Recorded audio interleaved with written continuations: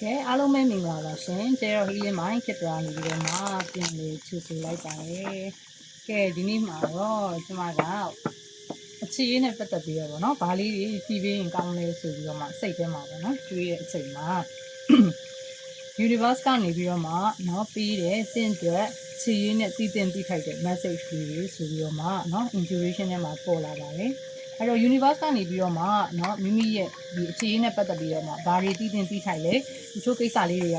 ကိုယ်တိုင်မသိရဘဲနဲ့ပေါ့နော်တချို့ဖုံးကွယ်ထားတဲ့အရာလေးတွေရှိတင်ရှိမယ်ဘာဖြစ်လာမလဲဆိုတဲ့ဟာကိုမသိရဘူးเนาะဒီလိုမသိရတဲ့အခြေအနေမျိုးမှာuniverse ကနေပြီးတော့မှကိုယ့်ကိုเนาะဆောင်ရန်ရှောင်ရန်နေအခြေအနေနဲ့ပတ်သက်ပြီးတော့ဘာတွေတည်တင်တိထိုက်လဲဆိုတော့เนาะ message လေးတွေကိုဖတ်ပေးတော့မှာဖြစ်ပါတယ်အဲ့တော့အရင်ဆုံးကျတော့လေးနဲ့ energy လေးစစ်ပြီးသွားရင်เนาะ left message လေးတွေ angel message လေးပေါ့နော် left angel message လေး romance and love message လေးဖတ်ပြီးမှဖြစ်ပါတယ်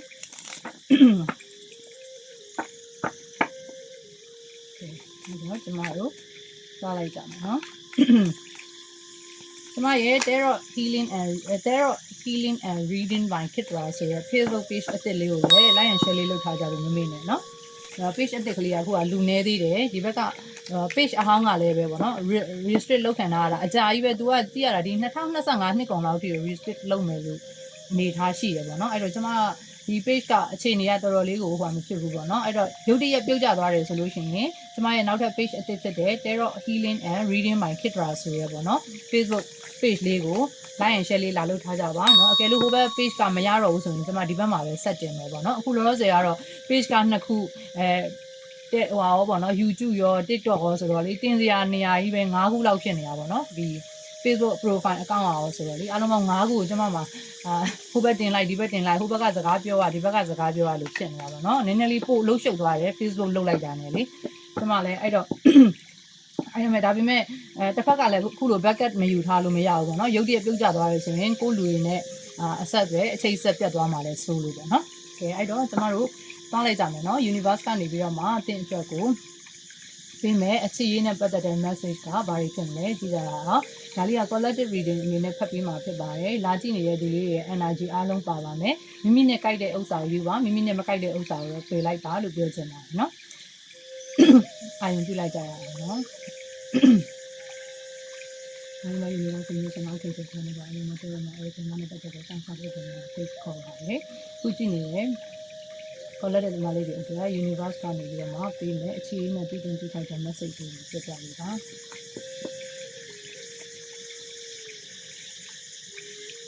ဒီဆို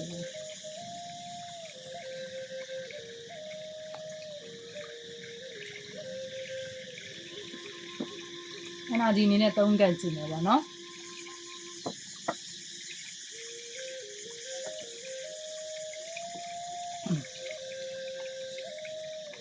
ဆိုတော့ bottom of the desk ကတော့လေဒီမှာဆိုရင်10 shot Charlie တဲ့နော်10 shot Charlie ဖြစ်တဲ့အတွက်ကြောင့်မို့လို့เนาะဒီချို့တွေကြတော့ဗောနော်ဒီ relationship မှာပို့ပြီးတော့တဆင့်တက်ဖို့အတွက်နောက်ထပ်ကြတော့ဒီမှာဆိုရင်wedding ပေါ့နော် wedding အခမ်းအနားပေါ့ဒီဟာလေးကိုတွေ့ရတယ်တချို့ကြတော့လည်းမင်္ဂလာဆောင်ဖို့လို့ယူဖို့လို့เนาะကိုနဲ့မိမိနဲ့နီးစပ်ဖို့အတွက်လို့เนาะမင်္ဂလာဆောင်ဖို့အတွက်တို့ဒါအတွက်ကိုစူးစမ်းနေရမျိုးရှိတယ်တချို့တွေမှာဆိုလို့ရှိရင်အခုလာကြည့်နေတဲ့ collective သမားလေးတွေပေါ့နော်ဒီထဲမှာပါတဲ့သူတွေရှိမယ်ဆိုရင်တချို့ကမင်္ဂလာသတင်းစကားတွေကြားရလိမ့်မယ်နော်သူကကိုယ်ကိုလက်ထပ်ခွင့်တောင်းတာမျိုးဒါမှမဟုတ်မင်္ဂလာပွဲကျင်းပရတာမျိုးပေါ့နော်အဲ့လိုပုံစံမျိုးလေးရှိမယ်ဒါမှမဟုတ်လို့ရှိရင်လည်းတခြားသူတွေရဲ့မင်္ဂလာပွဲကိုကိုယ်ဖိတ်ကြားခံရတာမျိုးเนาะအဲ့ပွဲတွေကိုသူနဲ့ကိုယ်နဲ့အတူတူတွားရောက်ပြီးတော့မှတက်ရတာမျိုးပေါ့နော်အဲ့လိုပုံစံမျိုးလေးရှိမယ်အဲ့တော့သူနဲ့ကိုယ်နဲ့နှစ်ယောက်သားကြားမှာမင်္ဂလာနဲ့ပတ်သက်တဲ့ပေါ့နော်မင်္ဂလာသတင်းမင်္ဂလာပွဲနဲ့ပတ်သက်တဲ့သတင်းမိမိကိုယ်တိုင်တော့၎င်းမိမိရဲ့အတိမိတ်ဆွေတွေပေါ့နော်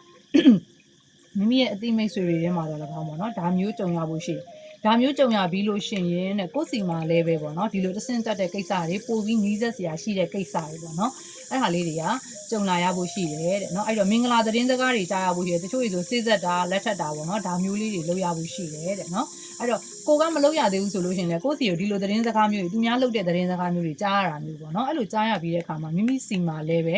ထူးခြားမှုပေါ့နော်ဒီလိုတဆင့်တက်တဲ့ထူးခြားမှုလေးတွေရှိလာတာမျိုးဖြစ်လိမ့်မယ်တဲ့နော်အဲ့တော့ဒီမှာကတော့ Kings of Wands ပေါ့နော် Kings of Wands ဆိုတော့အရင်ဒီတစ်ဖက်သူကပေါ့နော်အခုချိန်မှာနည်းနည်းလေးစိ စိတ်ကလေအရန်လေးဟိုပါပေါ့နော်ဟိုဘယ်လိုဖြစ်ခေါ်မလဲစိတ်ကအရန်လျင်မြန်နေတာမျိုးကြီးရှိမယ်စိတ်မရှိနေတာမျိုးပေါ့နော်စိတ်မရှိနေဘူးစိတ်တွေလျင်မြန်နေတာမျိုးကြီးရှိမယ်ပြီးတော့ကင်းစော့1အနေအထားအရဆိုလို့ရှိရင်သူကလောလောဆယ်မှာနော်သူလုံနေတဲ့အလုပ်တွေနော်အလုပ်တော်တော်များများမှာသူကိုယ်တိုင်ပေါ့နော်ဦးစီးဦးဆောင်လုပ်နေတဲ့အလုပ်တော်တော်များများမှာပို့ပြီးတော့အုံနောက်6ဆရာတွေဖြစ်နေတာမျိုးနော်ဗာလဲဆုံးဖြတ်ချက်တွေကိုလင်းလင်းမြန်မြန်ပေါ့နော်ချမိနေတာမျိုးတွေဖြစ်နေတတ်တယ်ဒါကြောင့်မို့လို့နော်အခြေရေးမှာလည်းဗာဖြစ်လဲဆိုတော့သူကတစ်ဖက်မှာစိတ်ရှုပ်စရာတွေရှိနေတော့ကိုလည်းပဲသူကပေါ့နော်ဟိုစိတ်ရှုပ်စရာအဖြစ်တဖြည်းဖြည်းနဲ့မြင်လာတာမျိုးတွေဖြစ်နေတတ်တယ်နော်သူအဓိကကိုကဒီအချိန်မှာနည်းနည်းလေးနားလည်မှုရှိရှိလေးနဲ့ဟိုပါပေါ့နော်သူ့ကိုလွတ်ထားပြီးမှရလိမ့်မယ်ပေါ့နော်အရန်ကြီးသွားပြီးတော့သူ့ကိုထုတ်ချယ်လို့မရဘူးအရန်ကြီးသူ့ကို control လုပ်လို့မရဘူးပေါ့နော် control လုပ်လို့မရဘူးဆိုတာကသူ့ဟိုမှာကိုယ့်အချိန်မီပေါ့နော်အချိန်မှန်ဖုန်းဆက်မလာလို့အချိန်မှန်message ပို့မလာလို့เนาะဘာဖြစ်လို့ညာဖြစ်လို့ပေါ့နော်စသဖြင့်ပေါ့နော်ဒီလိုအချိန်မှာသူ့ကိုအရန်ကြီးသွားပြီးတော့ key လောက်တာမျိုး control လောက်တာမျိုးလုပ်လို့မရနိုင်ဘူးတဲ့เนาะဒီအချိန်မှာ तू ကဘာလဲဆိုတော့သူ့စိတ်နဲ့သူ့ကိုလိုလလက်နေကြတယ် तू လှုပ်ချင်တာပြီးတော့နောက်တစ်ခါကျတော့ဒါဆိုတာပဲ तू ကဒါလှုပ်ချင်တယ်ပဲတန်တာငါ့ကိုမပြောနဲ့ဆိုတဲ့ပုံစံမျိုးပေါ့နော်အဲ့လိုပုံစံမျိုးနည်းနည်းလေးဟိုတသွေးတတန်အမိတ်ဖြစ်နေတာမျိုးပေါ့နော်နောက်တစ်ခါကျတော့စိတ်မရှိနေဘူးတခုဆိုလို့ရှိရင်အရန်ကိုနဲ့စကားပြောရင်ပဲဖြစ်ဖြစ်ပေါ့နော်တခြားအလုပ်တွေပဲလုပ်နေတာပဲဖြစ်ဖြစ်ပေါ့နော်သူ့မှာစိတ်မရှိလက်မရှိဖြစ်နေတဲ့ energy မျိုးတွေတွေ့ရတယ်ဒါပေမဲ့ကိုပေါ့နော်ချစ်လားလို့မေးတယ်ဆိုရင်တော့ဒါစိတ်ထဲမှာရှိနေတယ်ချစ်တယ်ဒါပေမဲ့အချိန်မပေးနိုင်ဘူးအဲ့လိုသဘောမျိုးဖြစ်နေတာပေါ့နော်ချစ်တော့ချစ်တယ်အလိုမလိုက်ဘူးပေါ့နော်အဲ့လိုပုံစံမျိုးဖြစ်နေတာမျိုးပေါ့နော်ဒါပေမဲ့သူအရန်ချစ်ချင်တဲ့အခါမျိုးတွေဆိုလို့ရှိရင်လည်းကိုကိုတဲလှုပ်ပေါ့နော်ဒါမျိုးချစ်လာတာမျိုးနော်ဒီလိုမျိုးအရန်အလိုလိုက်ဂယုစိုက်နေတာမျိုးတွေရှိတယ်တခါတလေမှာကြတော့လည်းပဲသူတချို့အလုပ်တွေရှုပ်နေတာမျိုးပေါ့နော်အဓိကတော့အလုပ်တွေရှုပ်နေတာမျိုးအဲ့လိုအခြေအနေမျိုးမှာဆိုလို့ရှိရင်တော့ကိုယ်ကိုတိတ်ပြီးတော့မှဂယုမဆိုင်တာမျိုးတွေရှိတာမျိုးပေါ့နော်ဒါပေမဲ့ဒီမှာကင်းစင်တာကြီးရှိနေတယ်ပေါ့နော်နောက်တစ်ခါကျတော့ဒီမှာ7.1ဖြစ်တဲ့အတွက်ကြောင့်မို့လို့ဒီမှာဆိုရင်တော့ဒီမှာသူကနော်ဂူပေါက်ကိုကစီးနေတယ်ဆိုတဲ့ဟာမျိုးပေါ့နော်အဲ့တော့တချို့သော energy တွေမှာတချို့သောသူတွေပေါ့နော်တချို့သောသူတွေမှာဆိုလို့ရှိရင်တော့တဲ့နော်အဲ့မှာတချို့တွေအဆက်အသွယ်မရနေတဲ့သူတွေရှိမယ်နဲ့တူတယ်နော်အဆက်အသွယ်မရနေတဲ့သူတွေဆိုလို့ရှိရင်တော့တဲ့သူကတမင်တသက်အဆက်အသွယ်မလုပ်ဘဲနေနေတာတဲ့နော်တမင်တသက်အဆက်အသွယ်မလုပ်ဘဲနေနေတာသူ့စိတ်ထဲမှာတော့တတိရတယ်တဲ့နော်စိတ်ထဲမှာရှိနေတယ်သို့ပင်မဲ့သူကဒီဟိုပေါ့နော်ဒီမှာဆိုရင်တမင်တသက်ကိုဂူပေါက်ကိုပိတ်နေတာမျိုးဆိုတော့လေဒီအဆက်အသွယ်လုပ်ဖို့ကို तू ကတမင်တသက်မလုပ်ဘဲနဲ့နေနေတာမျိုးပေါ့နော်။နောက်ကကျတော့စီးရီပေါင်းတွေတမင်တသက်ကိုချားထားတာမျိုးပေါ့နော်။တချို့ကိစ္စတွေမှာကိုယ်အများကြီးပေးမသိချင်ဘူးပေါ့နော်။စီးပေါင်းတွေချားထားပြီးတော့မှတမင်တသက်ကိုနေနေတာမျိုးပေါ့နော်။အဲ့လိုပုံစံမျိုးတွေ့ရတယ်။ဆိုတော့သူ့ရဲ့ message ကဘာဖြစ်နိုင်မလဲဆိုတော့တချို့အရာတွေဖုံးကွယ်နေတာမျိုးတွေရှိမှာပေါ့နော်။ဖုံးကွယ်ထားတယ်ကိုမသိအောင်လို့ပေါ့နော်။တချို့ကိစ္စတွေကိုမသိအောင်လို့ကလကာချထားတာစီးချထားတာမျိုးတွေရှိတယ်နော်။အဲ့တော့ဒီမှာဆိုရင်လည်းပဲเนาะ तू ကလေတချို့တွေမှာကြတော့เนาะဒီကင်းစော့ဝင်းကဘာလဲဆိုတော့ तू ပြောချင်တဲ့အရာတွေပေါ့เนาะ तू ဖွင့်ပြချင်တဲ့အရာတွေကတော့ကိုမြင်ရတယ်ပေါ့เนาะအဲ့တော့ခါလေးကျရင်တချို့တွေကဘာထင်လဲဆိုတော့ तू ကပုံမှန်လင်းလင်းအရင်ကတော့ပြောတတ်တာပဲခုမှဘာလို့ထိန်ချန်နေတာလဲဖုံးကွယ်နေတာလဲဆိုပြီးတော့ဖြစ်တတ်တယ်ပေါ့เนาะဒါပေမဲ့ तू မပြောချင်တဲ့အရာတွေကိုတော့ तू မပြောဘဲနဲ့ထားတာမျိုးရှိတယ်တချို့ကိစ္စတွေမှာအဲ့တော့ဒါကပေါ့နော်တချို့တွေကြတော့လည်းအရန်တတိယလူပေါ်လို့လားဘာညာပေါ့နော်အဲ့လိုပုံစံမျိုးစိတ်ထဲမှာတွေးနေရမျိုးရှိလိမ့်မယ်ဒါပေမဲ့ဒီမှာကတော့တတိယသူထဲစလို့ရှိရင်ပေါ့နော်တချို့ကိစ္စတွေကသူ့ရဲ့ဒီအလောက်ကငွေကြေးစီးပွားရေးပေါ့နော်တခြားကိစ္စတွေရှိမယ်ပေါ့နော်သူ့ရဲ့ဘော်ဒါကန်နာတွေတခြားကိစ္စတွေရှိပါလိမ့်မယ်အဲ့ဒီကိစ္စတွေမှာတမင်သက်မပြောချင်လို့ပေါ့နော်ကိုနဲ့မဖြစ်ချင်လို့ကိုကိုအတိမပေးချင်လို့ဖုံးထားတာမျိုးတွေလည်းဖြစ်နိုင်တယ်ပေါ့နော်အဲ့တော့ဒီကတော့သူအလုံးရှုပ်နေတာမျိုးတွေเนาะအလုံးရှုပ်နေတာမျိုးတွေနောက်ကကျစိတ်ခံစားချက်ကိုအရန်ဦးစားပေးနေတာမျိုးတွေလည်းတွေ့ရတယ်။နောက်တငယ်ချင်းတွေနဲ့ပျော်ပါတာစားတောက်တာသွားလာတာမျိုးတွေပေါ့เนาะစိတ်ခံစားချက်ကိုအရန်ဦးစားပေးနေတာမျိုးစိတ်ခံစားချက်ဆိုတဲ့နေရာမှာသူကအခြေရေးကိုစိတ်ခံစားချက်မဟုတ်ဘူးပေါ့เนาะစိတ်ခံစားချက်ကဘာလဲဆိုတော့သူ့ရဲ့ပေါ့เนาะဒီပင်ပန်းနေတဲ့အရာတွေကိုထွက်ပေါက်အနေနဲ့သူပေးဖို့လိုအပ်နေတယ်လို့သူကိုယ်သူထင်တာမျိုးပေါ့เนาะအဲ့တော့တငယ်ချင်းတွေနဲ့ပျော်ပါစားတောက်သွားလာနေလို့လက်လက်ပေါ့เนาะအဲ့လိုမျိုးနေထိုင်စားတောက်ချင်နေတဲ့စိတ်မျိုးရှိနေတာမျိုးအဲ့တော့ကိုယ်ကိုလည်းပဲသူကအဲ့လိုအနေအထားမျိုးမှာအချိန်ပေးကြမှာပေးမယ်ပေါ့နော်ပြောချင်တာကလေအဲ့တော့တငယ်ချင်းတွေနဲ့ကြတော့တွားပြီးတော့ကိုကြတော့အဖက်မလုပ်ဘူးလားဆိုတဲ့ပုံစံမျိုးတွေကိုကသူ့ကိုပြဿနာရှာတာမျိုးတွေဖြစ်ကောင်းဖြစ်နိုင်တယ်ဒါပေမဲ့အဲ့လိုတွားလုပ်ရင်ပို့ပြီးတော့မှစိုးသွားမယ်ပေါ့နော်အဲ့တော့သူ့ကိုထွက်ပေါက်ပေးလိုက်ပါလို့ပဲပြောချင်တယ်ပေါ့နော်သူ့ကိုထွက်ပေါက်ပေးလိုက်ပါသူဘာတွေလုပ်မလဲပေါ့နော်အဲ့ဒါလောက်ခိုင်းလိုက်ပေါ့အဓိကတော့သူ့ကိုထွက်ပေါက်ပေးပြီးတော့မှကိုကတော့ကိုယ့်ဘာကိုဘုံနေနေကြားနေနေပေါ့နော်ကို အသက်နိုင်ဆုံးအေးချမ်းဆုံးပဲချစ်ပေးဖို့လိုအပ်နေတယ်ဆိုတဲ့ပုံစံမျိုးရှိတယ်နော်အဲ့တော့ angel message လေးကျွန်တော်တို့ပြောမယ်ဒီတစ်ခေါက် reading လေးရပါတော့အခုနေ့ကင်းပိုင်းကိုအချိန်လေးရလို့ဒီအချိန်မှာနေရိပ်နေလို့လုပ်ပေးလိုက်တာမျိုးပေါ့နော်ခဏနေကအရန်ပူလာရင်ကျွန်မဟိုဖြစ်သွားမှာဆိုလို့အချိန်တိတ်ပြီးတော့မရမှာဆိုလို့ reading ကိုတိတ်အရှည်ကြီးမလုပ်ဘူးเนาะအဲ့တော့ဒီမှာက left romance angel ပေါ့နော် romance angel ရှေ့ကနေပြီးတော့မှဒီအချစ်ရေးမှာဘာတွေပြောမလဲ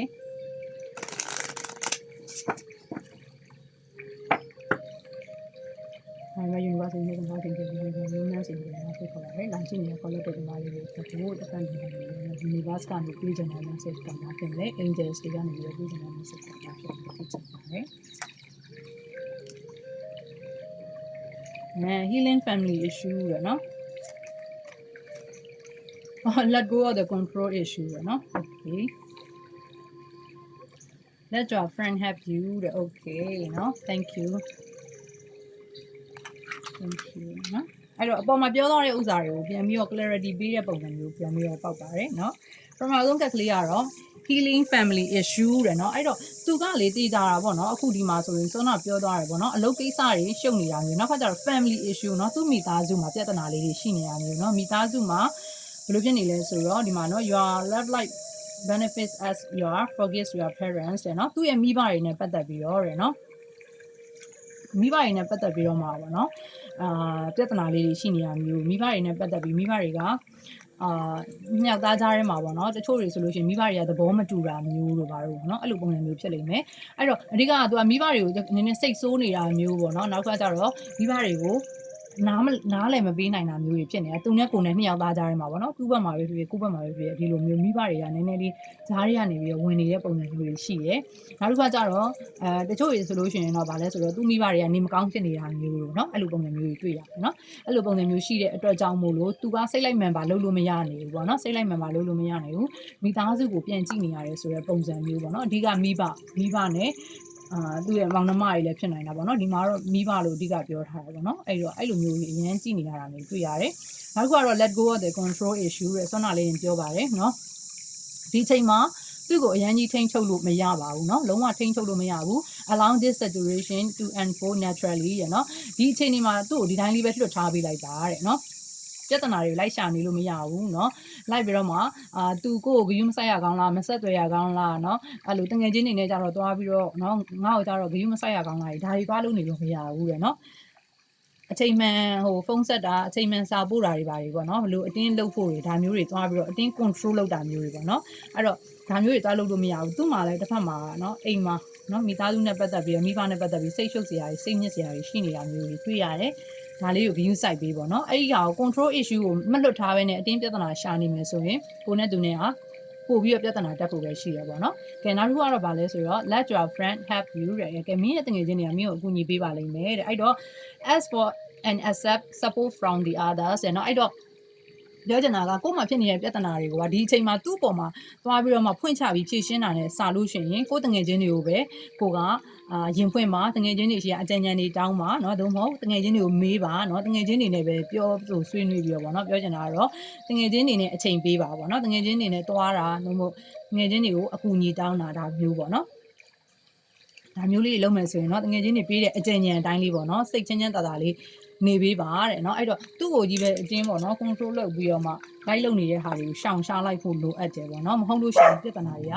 ဒီထက်ပိုဆိုးလာနိုင်ခြေရှိတယ်ပေါ့အဲ့တော့ကျမတို့ love message နောက်ဒီမှာဆိုရင် soul connection 1 2 3ဆိုရတာပေါ့နော် love message angel လေးနောက်တစ်ခုထပ်angel message လေးချက်ဖတ်ပါမယ် universe ကနေပြီးတော့မှဘာတွေပေးမလဲပေါ့နော်အခုဒါလေးကများသောအားဖြင့်ဒါက twin flame connection တွေကိုဖတ်ပေးတယ် message လေးဖြစ်ပါတယ်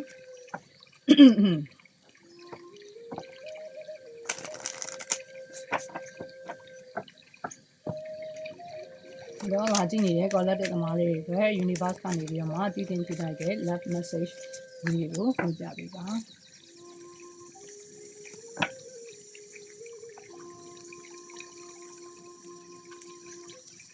boundaries တဲ့เนาะဟိုမှာစီးတွေပေါင်းတွေချားနေတယ်လို့ပြောထားတယ်ပေါ့เนาะအပေါ်မှာ terror မှာ energy ရပေးတယ်ဒီမှာလဲ boundaries ဆိုတာပါတယ်เนาะ ဒီချိန်မှာစီးထားရမယ်သူနဲ့ကိုယ်နဲ့ကြားထဲမှာ having a sensible boundary is important တဲ့ဒီချိန်မှာတယောက်နဲ့တယောက်ကိုစီးနဲ့ကိုနေတာမျိုးကပိုကောင်းတယ်ပေါ့နော်အတင်းကြီးလိုက်ပြီးသူ့ကို control လုပ်နေတာနော်အဲ့လိုမျိုးတွေလုပ်လို့မရဘူးပေါ့နော်သူ့ရဲ့ personal ကိစ္စတွေသူ့မိသားစုကိစ္စတွေမှာကိုကလိုက်ဝင်ဆွတ်ဖက်ပြီးတော့ကိုပြောတာမျိုးတွေလုပ်လို့မရဘူးနော်အဲ့ဒါလေးတွေလုပ်တယ်ဆိုရင်သူနဲ့ကိုယ်နဲ့ကြားထဲမှာပြဿနာတွေပိုကြီးသွားနိုင်တယ်နော်နောက်ကကြတော့ telepathy တဲ့နှစ်ယောက်သားကြားမှာပေါ့နော်အခုဘလို့ပဲဖြစ်နေပါစေနော်သူပဲဘလို့ပဲစီးတွေပေါင်းနေထားပြီးတော့ပေါ့နော်သူပြဿနာတွေသူ့မှာသူဖြေရှင်းနေပါလေနှစ်ယောက်သားကြားမှာတော့ဗာလဲဆိုတော့နော်ဒီ telepathy နည်းရပါတော့စိတ်ချင်းဆက်သွယ်တဲ့ဟာတွေကတော့ရှိနေပါတယ်တဲ့နော်စိတ်ချင်းဆက်သွယ်မှုတွေကတော့ရှိနေသေးတယ်ဒါကြောင့်မို့လို့နော်အကယ်လို့ပေါ့နော်သူ့ကိုကအရန်ကြီးသတိရနေတာမျိုးတွေနော်သူကကိုယ်ဂယုမဆိုင်ဘူးနော်ဆက်မသွယ်လာတာမျိုးတွေပေါ့နော်အဲ့လိုအဆက်သွယ်ပြတ်နေတာမျိုးတွေရှိရဆိုရင်တော့ကိုယ့်ရဲ့စိတ်နဲ့ပေါ့နော်စိတ်ချင်းဆက်သွယ်တဲ့နည်းနဲ့သူ့ကိုဆက်သွယ်လို့ရပါတယ်တဲ့နော်အဲ့တော့စိတ်ချင်းဆက်သွယ်တဲ့နည်းကဘယ်လိုပုံစံမျိုးလုပ်ရင်ကောင်းမလဲဆိုရင်တော့နော်သူနဲ့ကိုယ်နဲ့ဖုန်းပြောနေကြအချိန်နော်ဟိုအများအားဖုန်းပြောနေကြအချိန်မျိုးတွေရှိတယ်ဆိုရင်အဲ့ဒီအချိန်မျိုးပေါ့နော်အဲ့လိုအချိန်မျိုးမှာကိုယ့်ရဲ့စိတ်ကနေပြီးတော့မှသူ့အကြောင်းစဉ်းစားပြီးတော့ပေါ့နော်သူ့အတွေးထဲမှာကိုယ့်ရဲ့အတွေးထဲမှာသူ့ကိုပုံဖော်ပြီးတော့မှကိုပြောချင်တဲ့စကားလေးတွေကိုပြောပြီးတာမျိုးပေါ့နော်အဲ့ဒါအဓိကကတော့အချိန်ပေါ့အချိန်ကသူနဲ့ကိုယ်နဲ့အမြဲတမ်းတွေ့နေကြမြင်နေကြပြောနေကြအချိန်မျိုးမှာဖြစ်ရမယ်ပေါ့နော်အဲ့လိုအချိန်မျိုးမှာကိုကဥမာပြောနေကြ message တွေကိုပြန်ဖက်ရင်းနေပေါ့နော်သူ့ကိုစိတ်ကိုပို့လွတ်တာမျိုးပေါ့နော်အဲ့လိုပုံစံမျိုးတွေလုပ်ပေးလို့ရတယ်ဒါ telepathy နည်းကိုပြောပြတာဒါပေမဲ့ဒါကတော့အပြည့်အစုံတော့မဟုတ်ဘူးပေါ့နော်ဒါအချင်းချုပ်သဘောမျိုးပြောပြတာနော်အဲ့တော့နှစ်ယောက်သားကြားမှာ telepathy နည်းနဲ့နော်ဆက်သွယ်လို့ရတယ်အကယ်လို့သူ့ဘက်ကနေအဆက်သွယ်မလုပ်လာဘူးဆိုကိုယ့်ဘက်ကအဲ့လိုဆက်သွယ်ကြည့်ပေါ့နော်ဒါပေမဲ့လူတိုင်းတော့ရမှာတော့မဟုတ်ဘူးဘာလို့လဲဆိုတော့အဓိကကစိတ်နည်းနည်းလေးပြင်းတဲ့သူတွေတော့မဟုတ်စိတ်အဲ့လိုပေါ့နော်အရင်ဆုံးစိတ်ကျင့်စဉ်တွေကျင့်ထားမှုတဲ့သူတွေတရားထိုင်မှုတဲ့သူတွေစိတ်အာရုံကိုအတက်နိုင်ဆုံးစူးစီးနိုင်သူတွေဆိုရင်တော့ဒီဟာလေးကထိရောက်လိမ့်မယ်ပေါ့နော်နောက်တစ်ခုကတော့ဒီမှာဗာလဲဆိုတော့ test တဲ့เนาะနှစ်ယောက်သားကြားမှာဒီအချိန်ကဗာလဲဆိုတော့ universe ကနေ test လုပ်နေတဲ့အချိန်မှာတဲ့เนาะနှစ်ယောက်သားကြားမှာဘယ်လောက်ထိဒီအချိန်ရေးကိုเนาะခံနိုင်ရအားရှိနဲ့တောင့်ထားနိုင်တယ်လဲဆိုတာကိုနှစ်ယောက်သားကြားမှာစစ်ဆေးနေတဲ့ဆောင်းဝဲစစ်နေတဲ့အချိန်မျိုးပေါ့နော်။ဒါကြောင့်မလို့ဒီ relationship ကဒီအချိန်မှာเนาะကြံ့မခံနိုင်ဘူးဆိုရင်ခါလေးကြလို့ရှိရင်တယောက်နဲ့တယောက်ခံမြင်းမချစ်နိုင်တာတွေเนาะဘယ်လိုလဲဆိုတော့နောက်တော့တေချာပေါ့နော်ကောင်းမွန် strong ဖြစ်မဖြစ်နိုင်ဘူးเนาะ weakness အားနည်းချက်တွေရှိနေတာတယောက်ကိုတယောက်နားလည်မှုအပြည့်အဝမပေးနိုင်တဲ့သူတွေဆိုရင်ဒီဆောင်ပွဲမှာကြာရှုံးလိမ့်မယ်ပေါ့เนาะပြောချင်တာကဘာလို့လဲဆိုတော့ universe ကနှစ်ယောက်သားကြားမှာဆောင်ပွဲစစ်နေတာပါတဲ့เนาะ test တွေစစ်နေတဲ့အချိန်နဲ့เนาะအဲ့တော့အောင်မြင်နဲ့ကြော်ဖြတ်နိုင်ဖို့လိုအပ်တယ်ပေါ့နော်ဒီအချိန်မှာအောင်မြင်နဲ့တောင်းခံထားနိုင်ဖို့လိုအပ်တယ်အဲ့တော့နှစ်ယောက်သားကြားမှာဟိုဘက်တစ်ဖက်လူကိုလည်းသူကစစ်ဆေးနေတဲ့အချိန်ကိုမရှိဘဲနဲ့ဘယ်လောက်ထိနေနိုင်လဲဆိုတဲ့ပုံစံမျိုးပေါ့နော်စစ်ဆေးနေတာမျိုးရှိမယ်ကိုဘက်ကိုလည်းပဲနော်သူဘယ်လောက်ထိစိုးလဲစိုးတာကိုဘယ်လောက်ထိတောင့်ခံနိုင်လဲအဲ့ဒါကိုစစ်ဆေးနေတဲ့အချိန်မျိုးဖြစ်ပါတယ်တဲ့နော်အဲ့တော့ဒါ universe က testing လုပ်နေတာဆိုတော့တတိတော့ဟိုဖြစ်ပေါ့နော်တတိလေးထားပြီးတော့မှဒီဟာကိုအတက်နိုင်ဆုံးကြော်ဖြတ်ဖို့လိုအပ်ပါတယ်နော်အဲ့တော့ left message လေးဖတ်မယ်ပေါ့နော်သူဘက်ကကိုယ်ဘာလေးတွေပြောချင်နေလဲ universe ကနေပြီးတော့မှနော်သူပြောချင်တဲ့စကားလေးတွေကိုပေါ့နော်တစ်ဆင့်ပြန်ပြောကြတာမျိုးလေးဒါလေးကိုဖတ်ပေးမယ်ပြီးသွားလို့ရှိရင် chance လေးတွေရွေးပြီးတော့ပေါ့နော်နောက်ဆုံးအနေနဲ့ဖတ်ပေးလိုက်မယ်အဲ့တော့သူနဲ့ကိုယ်နဲ့ကြားထဲမှာ universe message အနေနဲ့သူကိုယ်ကိုပြောချင်နေတဲ့စကားလေးတွေကဘာတွေဖြစ်မလဲmagnetic connection နဲ့เนาะနှစ်ယောက်သားကြားမှာတော့เนาะနှစ်ယောက်သားကြားမှာเนาะ magnetic connection တယောက်ကိုတယောက်ဆွဲဆောင်မှုအနေထားတွေတော့ရှိနေသေးတယ်เนาะ strong ပေါ့เนาะဟိုပြင်းထန်တဲ့ဆွဲဆောင်မှုတွေကတော့ရှိနေပါသေးတယ်ဒါကြောင့်မို့လို့เนาะအရင်ကြီးတော့ open your eyes เนาะတချို့ဆိုလို့ရှိရင်ねသူဟာဘယ်လိုလူမျိုးလဲဆိုတော့ကိုယ့်ကိုပြသနေတဲ့အချိန်ဖြစ်ပါတယ်တဲ့เนาะပြောချင်တာကတချို့တွေကြတော့လေတစ်ဖက်လူကကိုယ့်ပေါ်မှာအရန်ကောင်းချင်မှာကောင်းလိမ့်မယ်ကွာသိလားဒါပေမဲ့အဲ့ဒါကိုကအရင်အချစ်လွန်နေတဲ့အခါကျတော့မမြင်ဘူးပေါ့နော်ကိုယ့်ဘက်မှာတကယ်ကောင်းလားမကောင်းလားဆိုတာချစ်စိတ်မှော်နေတဲ့အခါကျတော့မမြင်တွေ့ဘူးပေါ့နော်မတွေ့ရဘူးဖြစ်နေတာကောင်းအရင်မကောင်းလဲပဲကွာမျက်စိမှိတ်ပြီးတော့ချစ်နေတာမျိုးတွေရှိတယ်ပေါ့နော်အဲ့တော့အဲ့လိုအခြေအနေမျိုးတွေရှိနေဆိုရင်တချို့ဆိုမျက်စိမှိတ်ပြီးတော့ယုံနေတာမျက်စိမှိတ်ပြီးချစ်နေတာမျိုးတွေရှိတယ်ဆိုရင်ねနော်ကိုယ့်မျက်လုံးကိုဖွင့်ကြည့်လိုက်ပါတဲ့ तू ကဘာလဲဆိုတော့သူ့ကိုယ်သူဘလို့လူမျိုးလဲဆိုတာကိုယ့်ကိုပြသနေပါပြီတဲ့နော်ပြောချင်တာကလေဒီလိုကတကူကောင်းဆန်တဲ့လူလားကိုယ့်ပေါ်မှာဘယ်တော့မှပေါ့နော်မကြည့်တဲ့သူလားသူ့ရဲ့စိတ်ခံစားချက်ပဲအမြဲတမ်းဦးစားပေးနေတဲ့သူလားပေါ့နော်ပြီးတော့နောက်တစ်ခါကျတော့သူ့မိသားစုကိုပဲအမြဲဦးစားပေးနေတဲ့သူလားပေါ့နော်စသဖြင့်ဒီဟာတွေကိုသူ့ကိုယ်သူကပြနေတယ်ကိုယ့်ကိုပြနေကိုကမြင်ဖို့ပဲလိုတာပေါ့နော်ကိုကမမြင်မဲနဲ့ဒါတွေကိုပြောရရင်တော့အကောင့်ဘက်ကတွေးတာတော့ကောင်းတယ်သို့ပင်မဲ့အမြဲတမ်းအကောင့်ဘက်ကလှည့်တွေးပြီးတော့ပေါ့နော်ဟိုအကန်းယုံတဲ့ပုံစံမျိုးဖြစ်နေလို့တော့မရဘူးပေါ့နော်အခုအဲ့လိုပုံစံမျိုးရှိနေတယ်အဲ့တော့ကိုယ့်ရဲ့မျက်လုံးတွေကိုဖွင့်ကြည့်ပါတဲ့ तू က तू ဘလူဆိုတာကိုကိုယ့်ကိုပြသနေတယ်တဲ့နော် having နဲ့ဒီမှာတော့ဗာပြောထားလဲဆိုတော့ဒီမှာဆိုရင်ဒီအခြေအနေမှာဆိုလို့ရှိရင်เนาะ angels တွေကတော့တဲ့ကူညီပေးနေပါတယ်တဲ့เนาะဒီ relationship မှာเนาะတချို့ဆိုလို့ရှိရင်မှန်ကန်တဲ့ relationship အနေနဲ့တော့တွေ့နေရတဲ့သူတွေရှိပြီပေါ့เนาะကိုယ့်ရဲ့တကယ်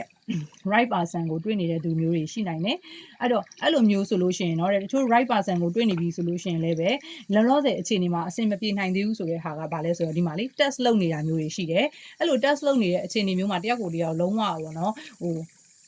ဝေးကွာသွားလောက်တဲ့အထိမဖြစ်အောင်လို့ပေါ့နော်ဒီ angels တွေကနေပြီးတော့အနောက်မှာ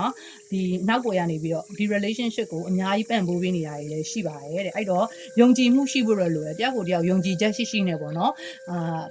သေချာစူးစမ်းပြီးတော့ဒီ test လုပ်နေတဲ့အခြေအနေကိုဖျက်ကျော်ဖို့လိုရဲတဲ့เนาะနှစ်ယောက်သားကြားမှာယုံကြည်မှုရှိဖို့လိုအပ်တယ်ဆိုတာမျိုးပြထားတယ်အဲ့တော့အကယ်လို့များပေါ့နော်ကိုယ်မှာ trust issue တွေရှိနေတယ်တခုခုဆိုလို့ရှိရင်သူ့ကိုမယုံသင်္ကာတွေဖြစ်နေတာเนาะအဲ့လိုမျိုးတွေရှိရဆိုလို့ရှိရင်တော့နည်းနည်းလေး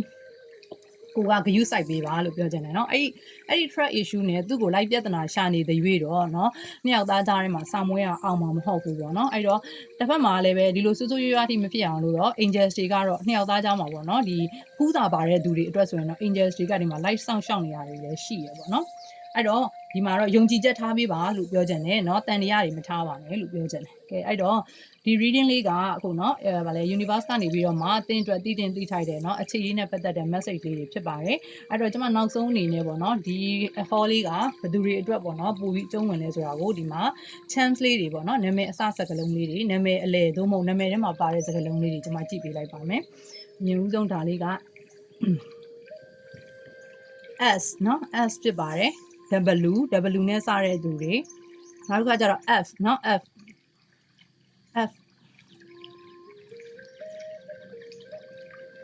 နဲ့စတဲ့သူတွေနောက်ကကျဖုန်းတို့เนาะသိရမလားအဲ့လိုမျိုးလေးတွေပေါ့เนาะနောက်ကကျ N နဲ့စတဲ့သူတွေเนาะ N နဲ့စတဲ့သူတွေ K နဲ့စတဲ့သူတွေเนาะ K နဲ့စတဲ့သူမဟုတ်နာမည်မှာ K ပါတဲ့သူတွေပေါ့เนาะစတဲ့သူမဟုတ်ဒီနာမည်ထဲမှာပါတဲ့သူတွေပေါ့เนาะနောက်ကကျတော့Y နဲ့စတဲ့เนาะ Y ပါတဲ့သူတွေနာမည်မှာ Y ပါတဲ့သူ S ပါတဲ့သူ N ပါတဲ့သူနောက်ကကျ L ပါတဲ့သူ L เนาะ L ပါတဲ့သူ W ပါတဲ့သူ K ပါတဲ့သူเนาะ Y နဲ့ပါတယ်เนาะ Y ပါတဲ့သူเนาะ K ပါတဲ့သူအဲ့တော့ဒီနာမည်လေးတွေပေါ့เนาะဒီနာမည်တွေထဲမှာဒီလိုနာမည်လေးတွေပါတဲ့သူတွေမှာဆိုလို့ရှိရင်တော့ energy ပို့ပြီးတော့မှထိရောက်တာမျိုး energy ကြိုက်တာမျိုးဖြစ်ပါလိမ့်မယ်เนาะအဲ့တော့ဒီနာမည်အစကလေးတွေပေါ့เนาะဒီနာမည်လေးတွေပါတဲ့သူတွေအတွက်ဆိုရင်တော့ပို့ပြီးတော့မှ energy ပို့ကြိုက်ပါလိမ့်မယ်လို့ပြောချင်ပါတယ်ကဲဒါလေးကတော့ universe ကနေပေးတယ်เนาะအခြေရေးမှာတည်တင်သိထိုက်တဲ့ message လေးတွေပဲဖြစ်ပါတယ်ကျမရဲ့ Tarot Healing and Reading by Fitra ဆိုတဲ့ Facebook အသစ်ကလေးကိုလည်း like and share လေးလုပ်ထားဖို့မမေ့ပါနဲ့เนาะဘာလို့လဲဆိုတော့ဒီ page အသစ်ကလေးကြာသွားလို့ရှိရင်ရုပ်တရက်အဆက်တွေပြတ်သွားမှာဆိုလို့ပါเนาะကဲအားလုံးလည်းမိမိတို့ရဲ့เนาะအမှန်တကယ်ချစ်မြတ်နူးပြီးတော့မှအမှန်တကယ်လက်တွဲသွားနိုင်မယ်ဘဝလက်တွဲပေါ်တွေနဲ့เนาะအမြန်ဆုံးဆုံးသီးနိုင်ပါစေလို့ကျမကဆုတောင်းပေးလိုက်ပါတယ်နောက်ထပ် reading လေးတွေမှာပြန်တွေ့ပါမယ်တက်တာ